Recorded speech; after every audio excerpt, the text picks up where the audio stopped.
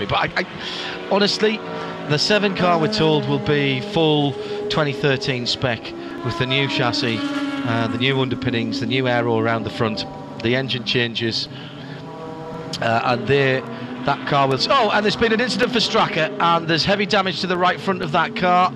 And right in front of me, actually, John. It's at the village corner. Nick Leventis, he's moving in the car. And there's also Jack Gerber's 51 car, the AF Corsa machine. Sorry, no, that's Giancarlo Fisichella that's going slow. My apologies. No, you're right. I was right the first time. Oh, and Nick Leventis lost it on the way in, went over the curb, and Fisichella, about to turn into the corner, was sideswiped by a car coming backwards.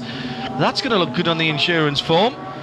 Not Giancarlo's fault at all. It wasn't Giancarlo, it was Gerber. It was the 61 car. Sorry, Jack Gerber's car, yes.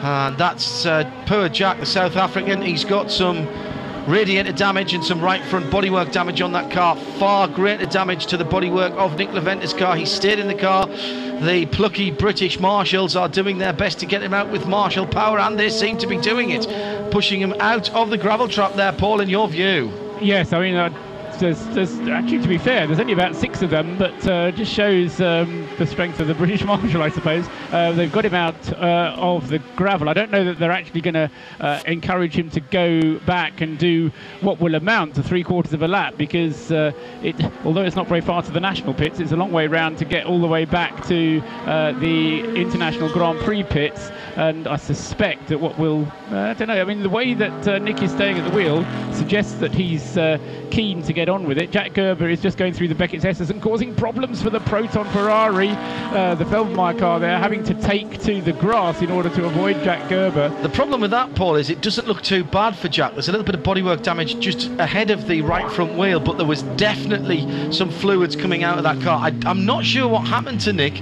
but he'd lost that car on the way in, backwards over the curb. He's a passenger. We get a better look from... Oh, he came wide out of Farm. It's Farm that's caused the problem, isn't it? That's nearly flat out, if not flat out, in a prototype car. And he's gone wide there, Paul, hasn't he? And then lost it backwards. And that is the 71 car of Fisichella that's going around. See, I just no, that's Kobayashi, excuse me. So if there's 3 Ferraris in the race, Hindhaugh will manage to get the 3rd one only when all 3 of them have had an incident. Fisichella's still in 2nd in the 51. The 71 is Kamui Kobayashi, who was battling with Mark Lieb for 2nd. What's happened? Yeah, I know what's happened. 3rd John. place. Yeah, he's gone off on the water of the other one. On the oil or water, because there's now a red and yellow striped flag being shown at Beckett's, and in fact that was what almost caught out the Felbermeyer Proton car as well, which I said had taken to the grass. It wasn't necessarily an avoidance of Jack Gerber. It was in reaction to the fact that the track wasn't as grippy as it was the previous time he went round.